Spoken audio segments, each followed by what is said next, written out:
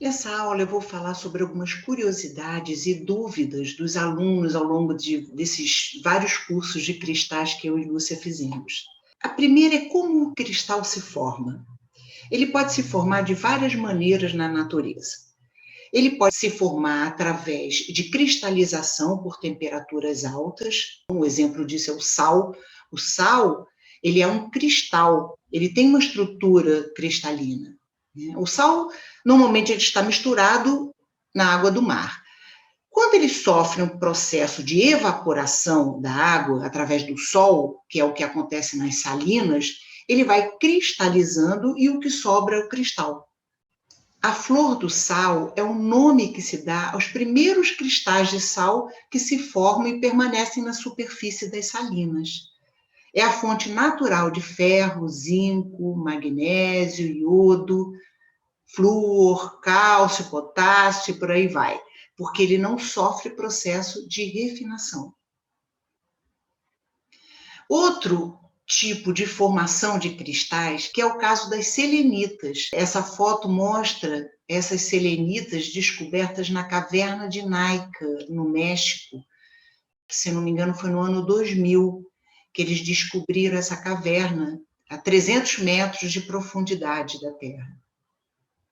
Essas selenitas, elas se cristalizaram a temperaturas altíssimas, quando toda a caverna ainda estava submersa.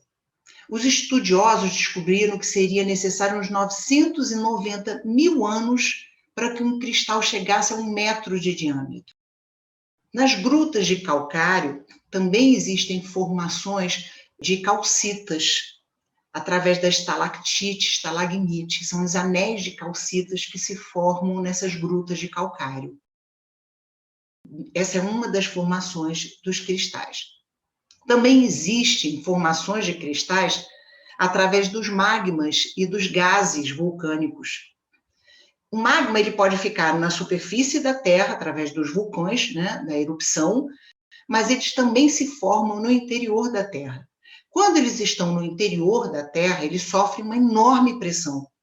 Essa pressão faz o magma ficar condensado e dá origem para o cristal. O diamante é um resultado de alta pressão de moléculas de carbono formadas no interior da Terra. O quartzo também vem do interior da Terra, através de milhões e milhões de anos de pressão.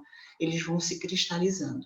Aí vocês têm uma ideia, né, do tempo que se dá para uma formação de um cristal. E a gente sabe que o cristal guarda informações da humanidade. Então, daí vocês têm ideia da quantidade de informações que estão contidas dentro de um cristal.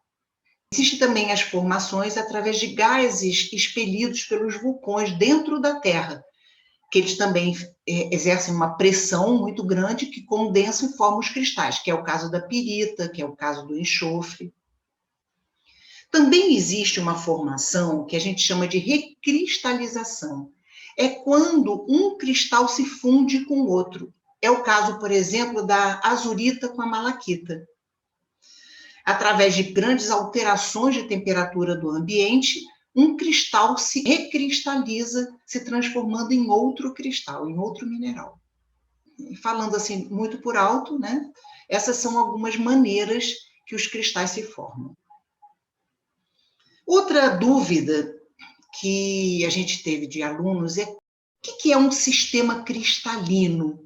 Porque as pessoas olham na internet e veem muitas classificações. Classificação por família, classificação por elementos químicos, classificação por dureza e classificação por sistemas cristalinos. Então, nós vamos falar aqui um pouquinho de cada uma dessas classificações. Os cristais apresentam elementos químicos de acordo com as regiões que eles se originam. Tem cristais, por exemplo, que têm em sua composição ferro, tem outros que têm zinco, tem outros que têm sódio. Os elementos químicos também dão cor aos cristais. Então, essa também é uma outra classificação, através de cores. Nos trabalhos terapêuticos, é importante, às vezes, vocês entenderem e conhecerem os elementos químicos dos cristais, porque eles podem atuar nos ajudando na nossa falta de algum componente desses. Vou dar um exemplo disso, a hematita. Hematita, ela tem muito ferro. Se você está com anemia, é bom que você tenha contato com a hematita, porque ela vai trazer para você o que está te faltando. Então, esse é o motivo da gente conhecer um pouco os elementos químicos dos cristais. Durante essas aulas desse curso de cristais, nós vamos falar de vários cristais por chakras. E quando a gente falar dos cristais, a gente vai trazer o elemento químico dele, para vocês terem conhecimento. Outra forma de se organizar os cristais é através dos sistemas cristalinos. São 7 sistemas cristalinos que nós temos na natureza. O que é um sistema cristalino? O sistema cristalino é a forma com que os cristais se organizam internamente. É o arranjo molecular de cada cristal. Esses 7 sistemas são o cúbico, o hexagonal, o tetragonal, o romboédrico, o ortorrômbico, o monoclínico e o triclínico. Esses são os 7 sistemas cristalinos que existem na natureza. Nem sempre um cristal que é cúbico, ele se apresenta externamente dessa forma. Mas tem alguns que se apresentam sim. É o caso da pirita, por exemplo. Você pode encontrar piritas cúbicas, porque ela faz parte de um sistema cúbico.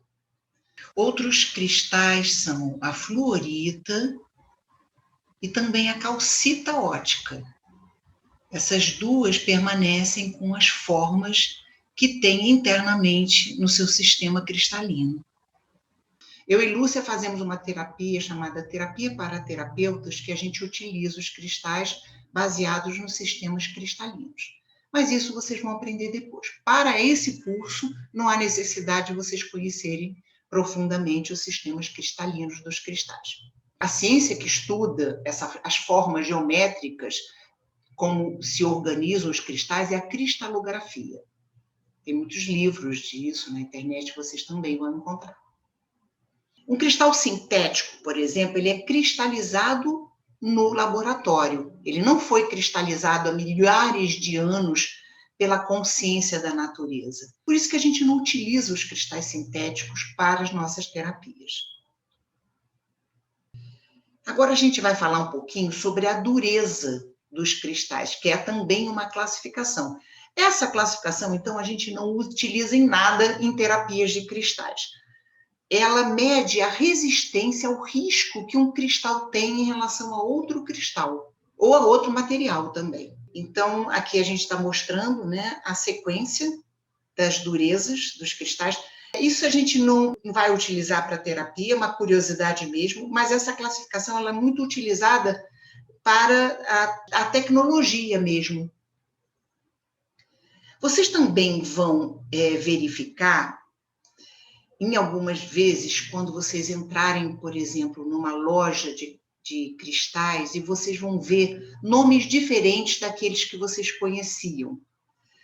É porque eles classificam também os cristais através de famílias. Por exemplo, família de quartzos. Dentro da família dos quartzos estão as ametistas, os citrinos, os quartzos todos, quartzo rosa, quartzo verde, quartzo azul, as calcedônias, o quartzo fumê, todos eles fazem parte da família de quartzo. Tem outras famílias, como o berilo. O berilo verde é a esmeralda, o berilo azul, a água marinha. Então, vocês vão encontrar esses nomes, berilo azul, vocês não vão saber que é água marinha. Por isso que é importante, às vezes, conhecer um pouco das famílias dos cristais.